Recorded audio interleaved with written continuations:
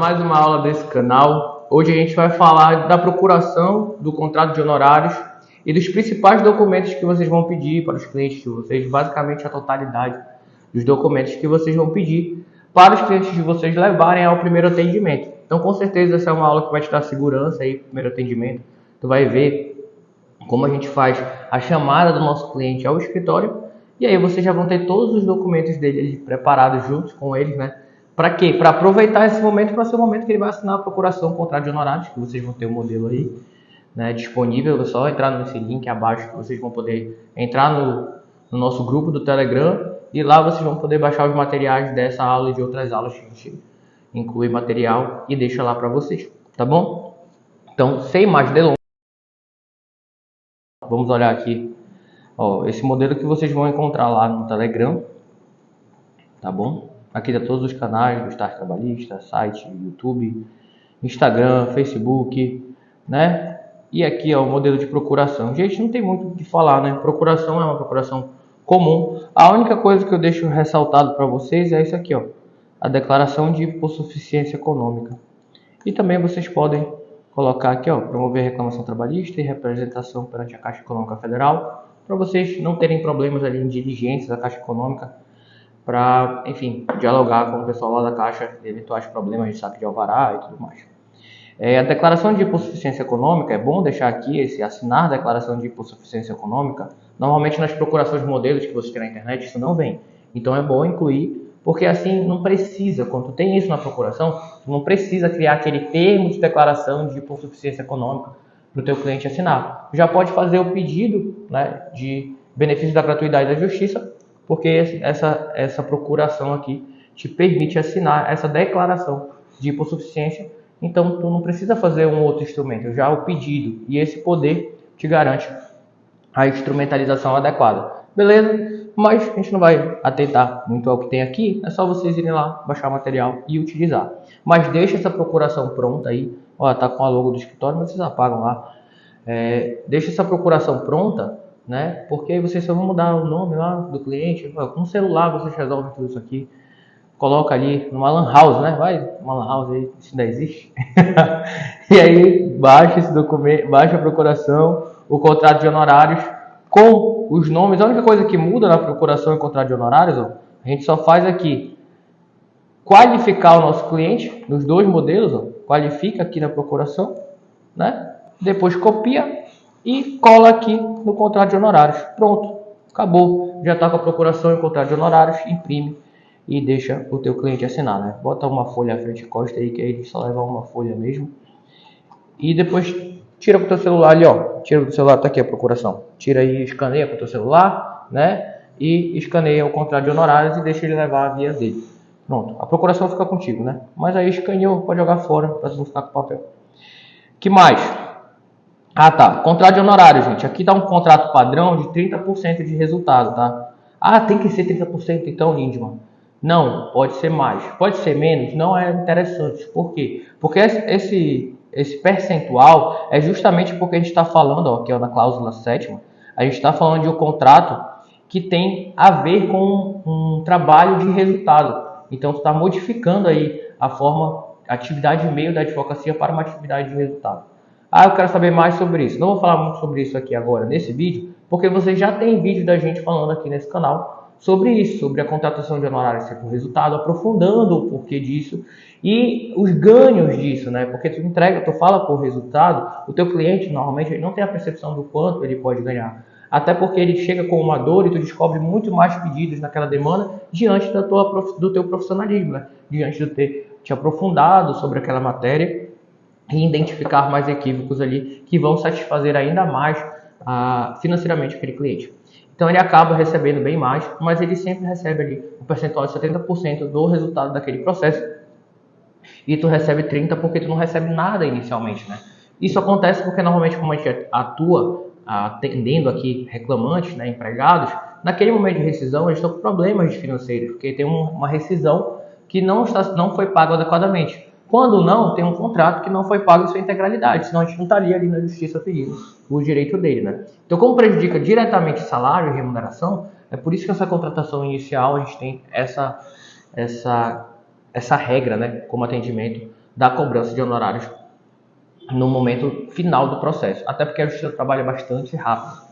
Então, a contratação de honorários aqui, o que a gente tem é basicamente isso. A gente tem uma cláusula também nesse contrato, né, falando do encerramento do processo, porque o que acontece? Não é sempre que isso vai acontecer, quase nunca acontece, mas a gente deixa salvaguardado aqui para os maliciosos, né? Ele vai chegar cliente de todo tipo, mas em regra eles estão com boas intenções, então são clientes que a gente nunca teve problema com isso. Acho que foi uma cláusula que a gente nunca usou, talvez a gente nunca tenha usado, ou se usou foi uma vez apenas para alertar. Na verdade, eu coloquei aqui por conta de uma situação de um cliente que eu percebi. Na verdade, eu usei essa cláusula, mas ela não estava no contrato. Eu falei com ele, né, sobre isso, né, com o cliente. O que ele fez? A gente chegou na audiência, ele queria encerrar por um acordo muito baixo, que estava muito aquém, muito abaixo daquilo que a gente com certeza garantiria numa fase posterior. E eu já tinha tido um processo anterior com aquele cliente e eu comecei a achar estranho. Eu percebi que quando a gente entrava com a demanda judicial com o montante, ele fechava um acordo extrajudicial com o empregador, falando: olha, eu vou aceitar um acordo baixo lá e tu me paga mais por fora, e aí não tem que remunerar o advogado, né, e esse excesso. Então, eu percebi que ele estava fazendo esse instrumento na segunda vez só que eu estava atendendo ele, porque já era a segunda vez que eu percebi, eu falei: cara, esse cara tá... me enrolou na outra vez, porque na outra vez já tinha sido estranho. Aí eu coloquei essa cláusula, né, aqui do parágrafo 1º da cláusula 7ª, que é correspondente ao valor da causa. Quando acontece do cliente desistir antes de eu ter começado a instrução, o processo em si, o protocolo, a gente acaba não cobrando nada dele, mas deixa aqui para esses casos de maliciosos, né, que eles vão receber de fato. Fala assim: olha, não, tem uma cláusula lá, tu não pode desistir porque tu sabe que já usou da tua influência, do teu trabalho, daquilo que está entregando para poder pressionar ali o empregador a pagar. E aí acaba que isso ele consegue, né, por conta da tua representação, por conta daquilo que tu instruiu ele sobre aquele processo. E aí foi só por causa dessa situação mesmo, mas que isso foi uma única vez que eu usei, que eu falei para ele, eu falei: olha, você não pode fazer isso, a gente tem um mínimo a ser pago em relação à contratação, porque a gente já está no momento de audiência. E aí eu dei um valor lá para ele, e ele falou: ah, tá, entendi, então eu vou fechar um acordo maior para pelo menos pagar esse mínimo e eu receber tanto. Se ele recebeu mais, na situação específica, paciência, né? É aprendizado. Então foi um aprendizado, a gente colocou aqui para evitar esses casos de empregados maliciosos, mas em regra vai dar tudo certo. E também, por exemplo, tu fez todo o trabalho, chegou ali até a fase de sentença, já está com vistas à execução e o processo está demorado porque a Justiça do Trabalho, vamos dizer, por uma situação atípica está demorando e por algum outro motivo que não profissional, o teu cliente passa a desacreditar da tua atuação, ou seja, ele começa a ter uma quebra de confiança. Só que a quebra de confiança dele não é justificável, já que tu está entregando o resultado daquele processo. Aí chega numa fase de execução, tu está trabalhando ali na execução, ele fala: está demorando muito. Tu está trabalhando, já tu entregou o resultado, já está tudo definido. Aí a gente deixa aqui, né, o percentual máximo quando a gente passa ali da audiência de instrução. Por quê? Passou a audiência de instrução, o que vier ali de resultado já é aquilo que está definido. Se tu ganha 100% da demanda, tu merece receber aquilo que tu construiu, né? E ele te substitui por outro advogado.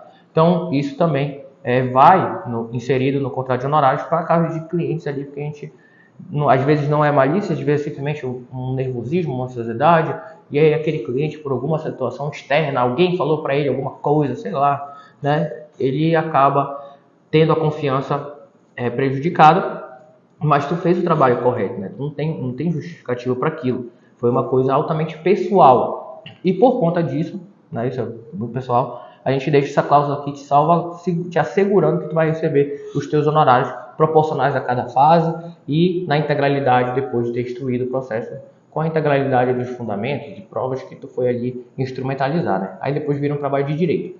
Então, basicamente, a gente colocou essa cláusula por conta desse sentido. 30%, como eu disse, essa é a regra, tá? Mas pode ser mais? Pode, gente. Tem alunas nossas de outros estados que utilizam 35%.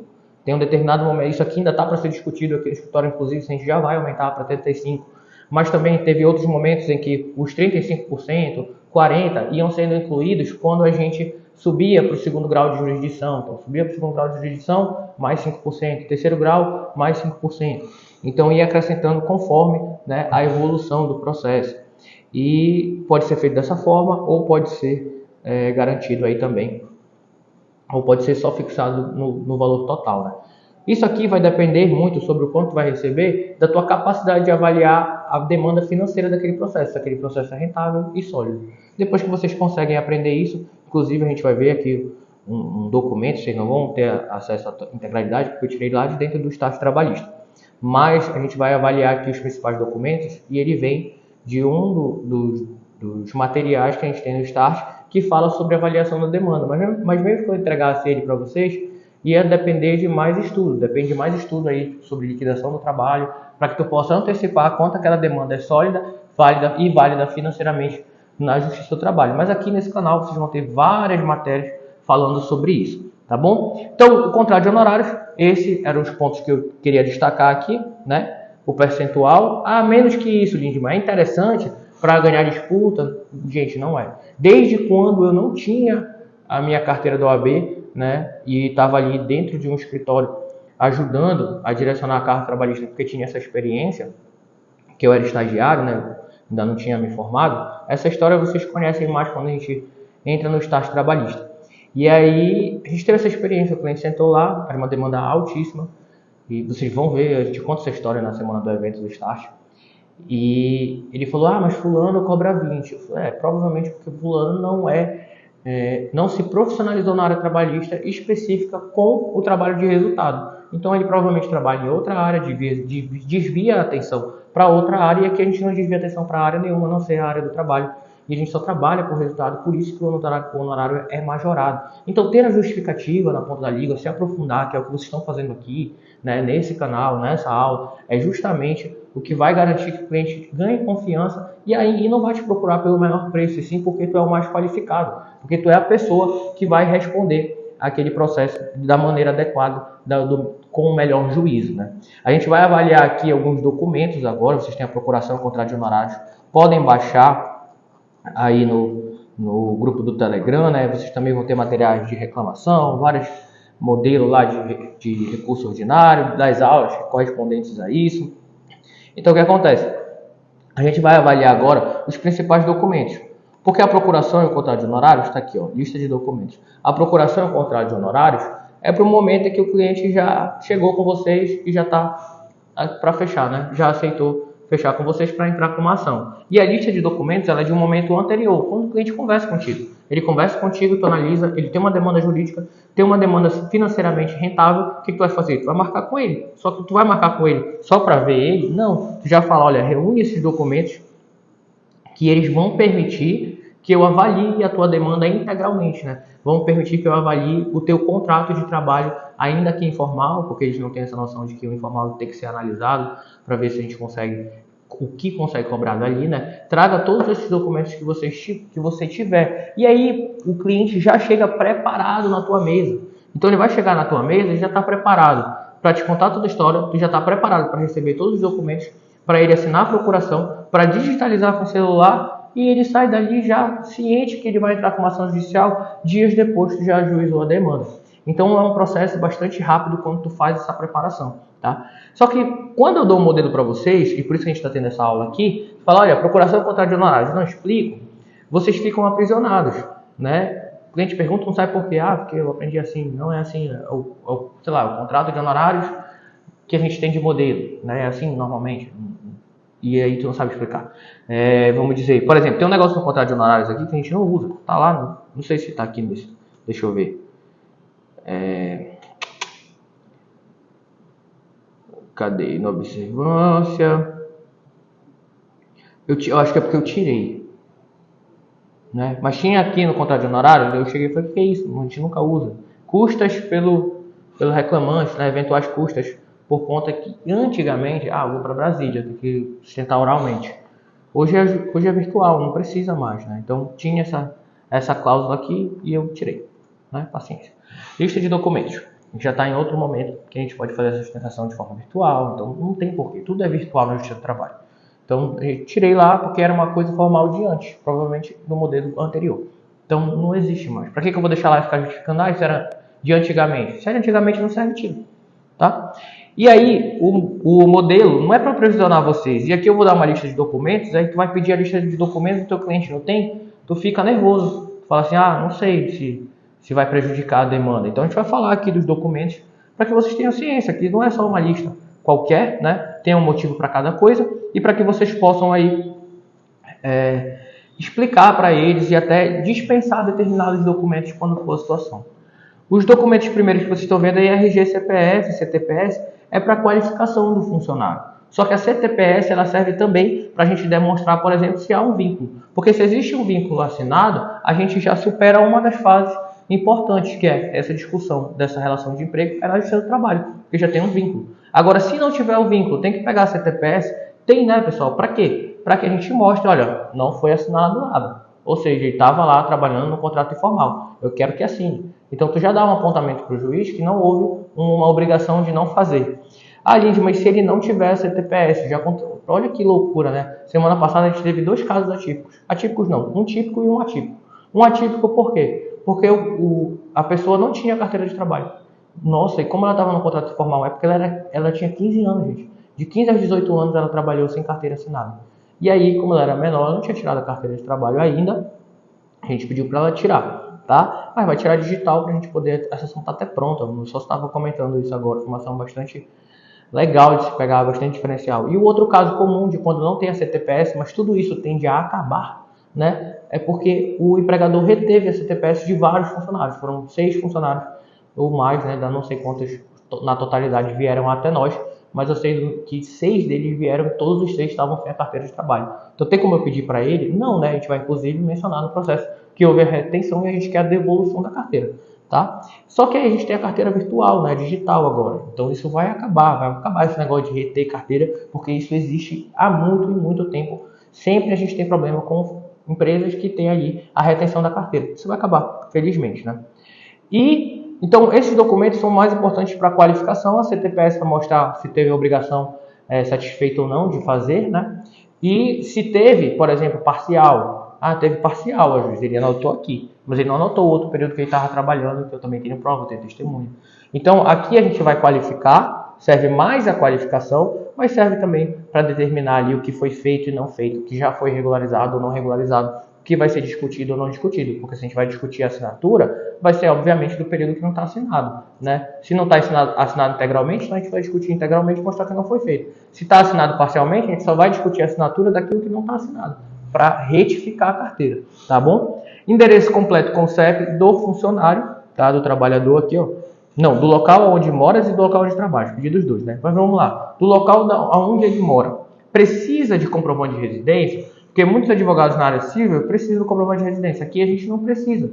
Por quê? Porque a gente já está informando, a intimação vai para o advogado, né? Então já há uma procuração aí também que garante que as informações são dadas de forma verossímil. Então já está tudo ali qualificado, a gente tem os documentos dele, não precisa do comprovante. Quando vai pedir, porque ele chega na tua mesa e fala assim, eu não trouxe comprovante, não tem problema.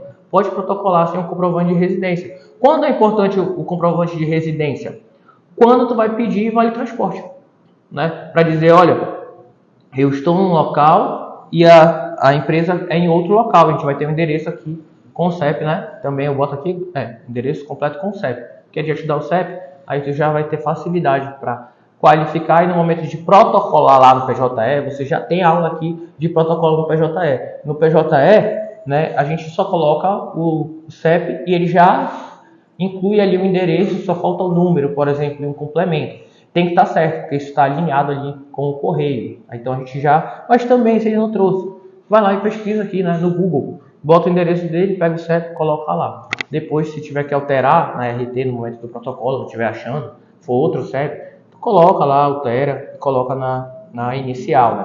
Mas quando se trata de pedido de vale transporte, que ele não recebeu, precisa do comprovante. Por quê? Para mostrar a distância, para mostrar que ele precisava pegar ônibus. Então tinha uma rota ali de ônibus, eu provo aonde ele morava e aonde é a empresa e mostro que há uma diferença. Ah, não vai pedir vale transporte porque ele ia de bicicleta, porque ele ia andando, porque pagava vale transporte, então não preciso pedir, já que isso foi pago adequadamente. Acabou, não vou discutir isso daí, tá? Não vou precisar, não tem o comprovante, não, só quero o endereço completo mesmo com o CEP. E o endereço completo com o CEP da empresa é justamente para ser intimado o processo, né? Ainda mais se for no rito sumaríssimo. Mas a linha de mão, olha como é importante aprofundar tecnicamente. Não tenho o endereço da empresa mais, ela se mudou quando eu fui intimar, ele até me deu, mas deu como mudou, deu como ela não está mais lá. Então eu vou para o rito ordinário, onde eu peço para um oficial de justiça ir ao local, né, para ver se ela realmente não está lá, se não sobrou ninguém, se ele não pode fazer uma citação por hora certa em determinado endereço, né, ou até intimar por edital. Fechado? Não deixem de fazer isso. Por quê? Não está mais lá, não vou. A gente já fez várias ações aqui em que a empresa fechou, a gente cita por edital e aí ela tem dinheiro em algum lugar para receber ainda, para quem ela prestacionava serviço, ficou retido ali um valor e a gente acaba recebendo. E esse cliente também não vai dar trabalho, vai ser a coisa mais simples. Se ela vai ser por edital, vai ser revelia, vai ter instrumentos de execução que tu não pode antecipar os instrumentos de execução. Mas o juiz tem esses instrumentos de execução. Então não é dor de cabeça. Vai explicar para ele os ônus e bônus, né? E vai protocolar lá uma ação simples já com esse viés. Nome CNPJ da empresa, se vocês viram lá, se vocês têm costume em protocolar no PJE, né? Vocês sabem que vai pedir a informação do CNPJ, mas também dá para colocar só o nome da empresa se não tiver o CNPJ dela. Mas normalmente o funcionário que minimamente ele tem um recibo e tudo mais, ele vem um CNPJ junto, tem um termo de rescisão, vem o CNPJ junto, já vem o nome da empresa. Ele não tem nada disso, não tem problema. O que é importante aqui? O importante é que a empresa seja intimada, que ela venha ao processo para exercer o contraditório e a ampla defesa. Se ela for intimada no endereço certo, se a gente indicou a alcunha dela, né? Falou, olha, é essa pessoa aqui que é responsável pela empresa, e ela veio ao processo, normalmente ela vem, não vem dizendo, não sou eu não, é mentira. Por quê? Porque é muito fácil provar aquilo. Uma testemunha pode falar, não, é ele o dono. Não, está aqui a foto que ele participava, está aqui as mensagens. Hoje em dia, gente, Pix, WhatsApp, isso daí facilitou a vida. Então, dificilmente a pessoa vem negando uma totalidade, um desconhecimento. Antigamente, as empresas faziam isso. Elas iam para o processo dizendo que desconhecia aquele empregado, que desconhecia qualquer trabalho dele, porque existia um trabalho tão informal e tanta falta de troca, né, de informações, de formalização de informações, que era fácil fazer isso. Hoje em dia é muito mais difícil, é quase que impossível fazer isso. Contra-cheques, recibos, extrato bancário, né, depósito de salário, pode ser comprovante de Pix aqui, que vai ser acrescentado. Essa lista de documentos, já pega e bota na nota do teu celular. Copia ela, coloca na nota do teu celular, e aí quando a pessoa falar contigo, né, seja ao vivo aqui, olha, eu tô com esse problema, e tu fala, ação rentável, gostei. O que eu vou fazer? Eu simplesmente vou copiar isso aqui, me dá teu WhatsApp, envio pro WhatsApp dela e marco, olha, a gente se encontra 4 horas no dia tal, 3 horas da tarde no dia tal, no local tal. Pronto, já está marcado o atendimento, ela já vai chegar com tudo que é necessário para que tu possa atendê-la. E aí, contra-cheque e recibo, que é para informar quanto era o salário dela, quanto ela recebia. Se ela recebia algo por fora, vai ter um extrato bancário, foi realizado um Pix para ela, vai somar. Se ela não tem nada, nunca formalizaram nada e pagaram uma coisa ou outra por Pix, é para provar a onerosidade. E aí vai ser ônus do empregador, né, comprovar que o contrário, o salário contrário daquela que ela informou para ti. Então, se ela fala, olha, eu recebia R$2.000, vai ser ônus dele provar que não era R$2.000, porque parcialmente tinha pequenos valores ali. Até porque, por exemplo, se ela comprova a onerosidade constante, né, de um valor parcial, é mais interessante para ela que ela diga que ele pagava menos que o salário mínimo para pedir uma diferença salarial. Então, se ela está falando que ele pagava mais e que está pago, né, a gente tem um reflexo maior? Tem, mas a gente tem também, né, ela poderia muito bem se aproveitar por má fé de um outro caminho, não foi o que ela fez. E aí o empregador vai ter, por conta de ele ser o responsável por regularizar ali, criar documentos de recibo e tudo mais, já que ele está pagando, ele pode pedir o recibo, né? É direito dele pedir o recibo. Mas tem como eu fazer um recibo de quanto eu estou recebendo? Não, né? Então é por isso que ele tem esse ônus. E aí, contra-cheque, recibo, se não tiver contra-cheque, extrato bancário, né? Tirar o print, Pix, e aí manda para vocês poderem construir a ação com base no valor que ela recebia de fato, pedir as diferenças, ou pedir simplesmente os reflexos, quanto era por fora, pedir o reflexo desse valor pago por fora. Então, tudo isso, é por isso que a gente está pedindo esses documentos, para instrumentalizar essa liquidação que vem ao final da demanda e que vem lá no final da ação, né?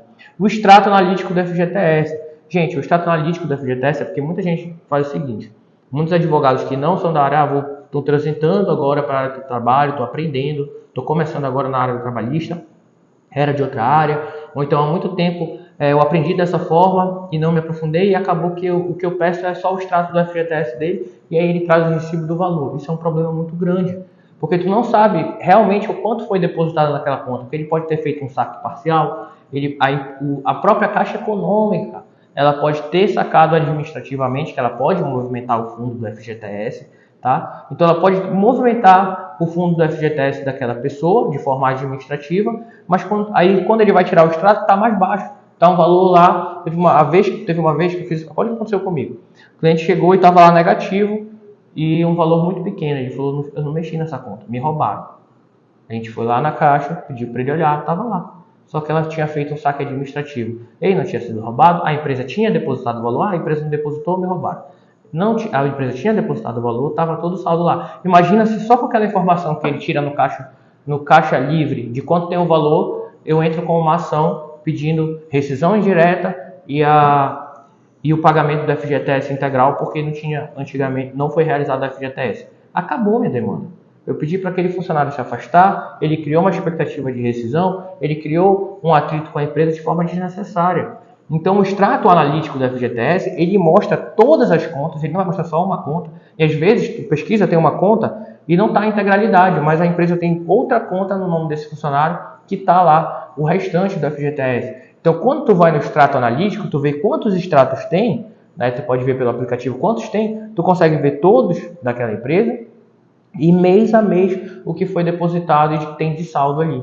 E aí tu vai ver se ele realizou algum saque, vai ver realmente o que falta, né, para poder sustentar uma demanda, para pedir, por exemplo, o pagamento dos 40% restantes só, se já tiver feito tudo, ou os demais que estão sem pagamento, tá? Documentos da rescisão, se tiver acontecido alguma rescisão, termo de rescisão, para quê? Para mostrar, olha, reincidiram o contrato sem justa causa, reincidiram o contrato com justa causa, quero a reversão, reincidiram com pedido de demissão. Então tudo isso tem um porquê, gente. É para tu mostrar ali documentalmente ou questionar aquele documento, olha, reincidiram com pedido de demissão, mas na verdade ele não pediu, não tem carta de demissão. Olha, colocaram uma carta de demissão, já aconteceu aqui, uma carta de demissão que ela estava inserida entre vários documentos, né? E a pessoa não sabia ler.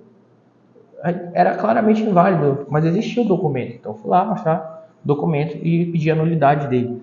Então tudo tem um motivo, mas tudo isso aqui já é pré-determinado. E aí vamos dizer, ele fala, não tem documento de rescisão porque não fizeram rescisão nenhuma, só mandaram embora. Como os funcionários que vieram aqui essa semana que eu estou falando que teve a CTPS retida, não teve nada, só mandaram ele para casa, não pagaram nada. Então tem documento de rescisão? Não. Isso é um problema? Eu não posso atender esse cara? Não. É porque no caso dele não vai ser necessário. Tá? Respira. E aí a gente bota uma frase genérica, aqui um parágrafo genérico. Junte também todos os documentos que tiveres que tenham alguma relação com o dia a dia de trabalho. Conversa do WhatsApp, com o empregador, foto, e-mail, imagem, vídeo, uniforme, né? E qualquer dúvida sobre outro documento, sei lá, vamos dizer que a gente não previu aqui, a gente não está prevendo alguma coisa que eles tenham lá na empresa que fala sobre a relação do dia a dia de trabalho, por exemplo, uma escala ou uma portaria que seja interna.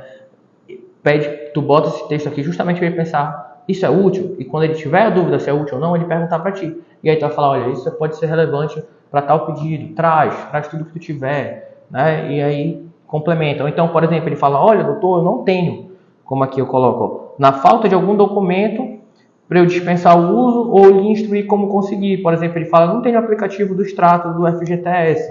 O que eu faço? Vai lá na Caixa Econômica Federal, porque isso vai ajudar a gente na demanda. Se a Caixa Econômica falar que não tem conta nenhuma, aí não precisa de extrato.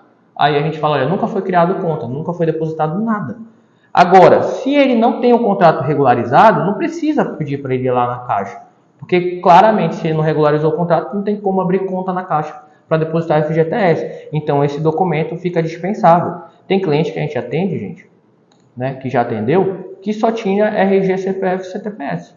Acabou, essa era a ação dele. Por quê? Porque a prova dele era exclusivamente testemunhal. A gente ia levar a testemunha para falar, o contrato era altamente informal, né? A gente tem atividade aqui de advocacia não só na capital, mas também como no interior. Isso é mais comum, por exemplo, dentro do interior, mas na capital também existe, numa quantidade menor, mas também existe. Agora, com o WhatsApp, isso vai melhorando até as informações fixas, como eu falei, porque isso no interior também acontece, e a gente tem essa velocidade aí de informações e registros, né, que vai facilitando a vida. Mas tem essa lista, tem que ter tudo? Não, mas a gente vai contribuindo com o máximo, faz o possível para intimar a empresa para participar e ter o contraditório em ampla defesa, junta todos os documentos possíveis. E lembrem, por que eu estou vindo aqui explicar sobre esses documentos? Para que vocês não tenham essa lista fixa na cabeça e para que vocês percebam que tudo tem uma relação. Então, se tudo tem uma relação, trabalhem na cabeça de vocês esse exercício de, olha, estou pedindo isso por quê? Estou fazendo esse ato por quê? Estou exigindo isso do meu cliente por quê? Essa exigência dele. E aí, às vezes, por exemplo, vou mostrar para vocês aqui, olha isso, tá? E não é uma questão legal só, é uma questão também profissional, isso trazer responsabilidade ao teu cliente naquilo que ele tem que te contribuir. Tu é advogado, tu não é o detetive, não. Então, tu tem que pedir para ele trazer determinados documentos, fazer determinados atos, pedir determinadas provas, fazer com que ele contribua. E aí eu vou falar uma coisa para vocês em relação ao extrato analítico do FGTS. Isso é ônus da empresa, por exemplo. É uma OJ, não sei se é uma OJ ou se é formulado, mas tem uma OJ que é uma súmula falando que o extrato analítico do FGTS é ônus da empresa em levar o processo e comprovar, o pagamento regular. Ok, embora seja ônus dela, ele tem como buscar. E eu tenho como me antecipar se foi feito de forma regular ou não, inclusive para fundamentar a minha demanda, que isso pode gerar uma rescisão direta, e também para saber quanto eu posso ganhar. Porque o quanto eu vou cobrar ainda de que falta de FGTS, quanto o F já tem uma dispensa imotivada, ou a gente vai ter que criar uma situação, demonstrar uma situação ali que justifique o saque daquele FGTS. Então percebe que eu tenho, apesar de ter uma OJ que leve isso como ônus ao empregador, tu não deves como advogado abrir mão de exigir do teu cliente que vá lá e se comprometa com essa informação, porque essa informação vai ajudar ele, vai ajudar na tua demanda, vai ajudar na demonstração dos fatos que tu quer levar ao juízo, e por isso tu deve exigir dele, deve pedir dele. É uma contribuição que ele pode fazer, e tu tem que exigir, não tem que abrir mão. Aí tu fala assim, mas tem uma OJ, vou cobrar dele se a OJ não cobra? Sim, porque isso vai dar segurança para a tua atividade profissional, para aquela demanda, vai solidificar a demanda dele, ou seja, vai melhorar a resposta que tu vai dar ao teu cliente. Então, essa questão é uma questão de organização empresarial, em que a gente entrega maior solidez para ele e não trabalhar com clientes comprometidos, que entregam solidez à tua demanda, é altamente arriscado, porque aí lá na frente tu pode entregar uma resposta menor, e isso em escala não é muito bom. Pontualmente não é um problema, mas em escala não é muito bom. E é bom que tu preveja, eu sei prever quanto que eu vou ganhar lá na frente. Então, se eu sei e eu posso alcançar isso, para que eu vou deixar para depois? Para depois vir uma surpresa, Então, não façam isso. A gente deixa aqui tudo dividido, tudo separado para vocês, justamente porque tem um porquê que vai se unir, lá na frente para facilitar uma instrução. Não ter uma surpresa na fase de acordo com uma prova de que houve a regularização. Não ter uma surpresa que tire um fundamento que diminua a potência da tua demanda. Então, tudo isso é para solidificar as etapas e para fazer, inclusive, que aquele único atendimento seja o suficiente para o teu cliente se sentir confortável para já nesse ato, com a procuração ali e o contrato, já vai pegando os documentos dele aqui, qualificando. Final do atendimento, pegou a narrativa, procuração, contrato de honorários. Acabou. Não tem erro. Eu nunca vi esse procedimento dar errado, gente. Uma única vez, ele não deu errado, mas a gente demitiu uma cliente. Na verdade, foi meu sócio, ele ficou muito puto, mas eu concordo com ele, porque ela assinou o contrato de honorários, ela já tinha ido no juiz postulante, mas a demanda não estava muito boa e a gente ia tentar salvar a demanda. Se a gente não conseguisse salvar, a gente ia pedir desistência e reiniciar. Tentar propor um acordo maior, porque não tinha sido construído muito bem, e aí se não aceitasse, a gente ia desistir, reiniciar tudo de novo, ou simplesmente aceitar o acordo e entrar com uma ação apartada, se eles pagassem um acordo num valor maior, entrar com uma ação apartada do que faltou ser pedido naquela demanda. E aí, enfim, a gente explicou tudo para ela, mas era uma pessoa que era uma pessoa portadora, né? Acho que ela tinha uma deficiência. Eu não, Era uma pessoa com deficiência, mas eu não lembro qual era, né? Era uma deficiência, com uma deficiência psíquica. E ela depois ligou para ele falando, olha, eu quero renegociar os honorários, não quero 30%, quero um valor X, por exemplo. Ela ofereceu assim, eu pago 7 mil por essa demanda. E acabou. Aí ele falou, não, porque a gente ainda tinha muito a contribuir, ia ter muito o que fazer, desistir, fazer de novo. Enfim, ia ter um trabalho do zero, né? Não era, apesar de ter um trabalho pronto, mas alguém deve ter falado para ela, olha, mas já estava pronto, ele vai ganhar como se ele tivesse feito, né? Só que ali no momento a gente explicou tudo isso para ela. Só que na hora, né, alguém pode ter falado alguma coisa e ela achou que a gente estava enganando ela, junto com a deficiência psíquica que ela tinha. Ele falou, isso vai ser problema, eu não quero nossa credibilidade prejudicada, deixa isso pra lá, cancelou o contrato e ela foi sozinha. A gente até acompanhou o processo. Ele acompanhou depois, teve um acordo abaixo do que provavelmente a gente aceitaria. Provavelmente não, a gente aceitaria. E, enfim, é isso, faz parte, né, da advocacia. Mas foi a única vez. Ela já tinha assinado a procuração contra de honorários. A gente poderia alegar a cláusula, por exemplo, né, de assinatura e tudo mais, mas não, a gente só dispensou mesmo. E faz parte, quando a gente tem um negócio organizado, depois vai vir outro, né? E é isso. Então eu vim aqui só trazer essa listagem de documentos, a modelo de procuração, contra de honorários, dar mais profundidade a vocês do porquê disso. Tem uma coisa que não está aqui, ó, o bom para quem ficou no vídeo até o final, né? Tem uma coisa que não está aqui, convenção coletiva, né? Não está aqui a convenção coletiva. Porque quando o empregado vem e ele traz uma função específica, a gente consegue fazer essa pesquisa de convenção coletiva, né, no Ministério do Trabalho e Emprego, faz a pesquisa lá sobre as convenções. E se ele já é de uma classe específica, ele também sabe onde é o sindicato, tu pode ligar para o sindicato, mandar um e-mail, eles te mandam as convenções, tu busca.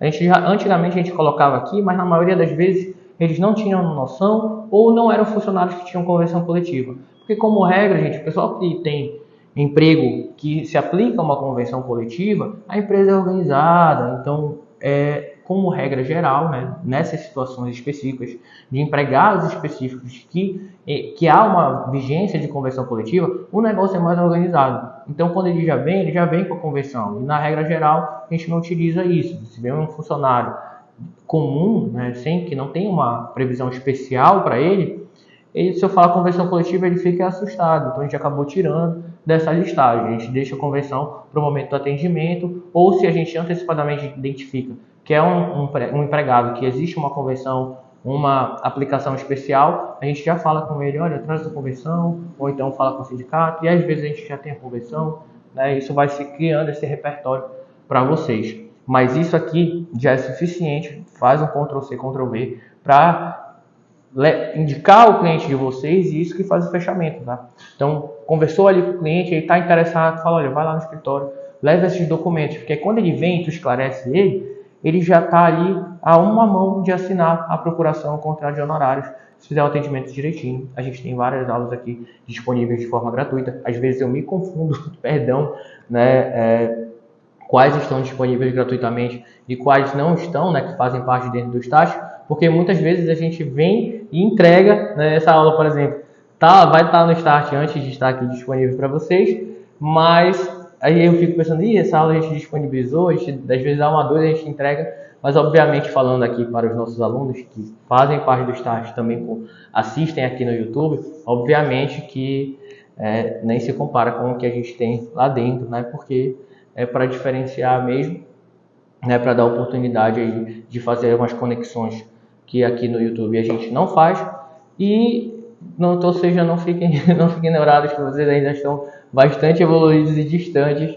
Aquilo que a gente entrega aqui gratuitamente ajuda, mas facilita e permite, inclusive, vocês que possam, após obter retorno de uma situação dessa, olha, o cliente não sabia como fazer isso, agora sei, obteve o retorno, pega o retorno do investimento da advocacia e investe para vocês aprenderem mais e mais com a gente, poder evoluir aí gradativamente e a gente poder manter, né, esse canal aberto e manter o Start aí sempre evoluindo e sendo abrangente e democrático a advocacia no todo.